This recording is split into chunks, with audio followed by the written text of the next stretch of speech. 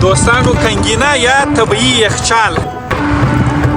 په دې کې نو 3 میاشتې 4 میاشتې 5 میاشتې انګور ساتل کېږي. ورته ګورئ دوستانو دا بیا دا د خټ په مابینځ کې د انګور ساتي دغه رقم تازه دا وخت د کال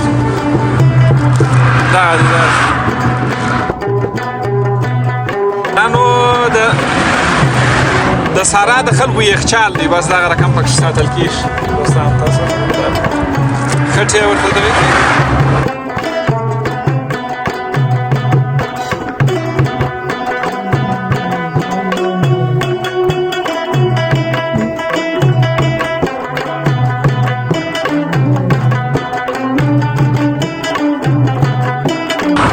ارزانه دي دا نه پاتې افغانۍ دي که په نوي افغانۍ دي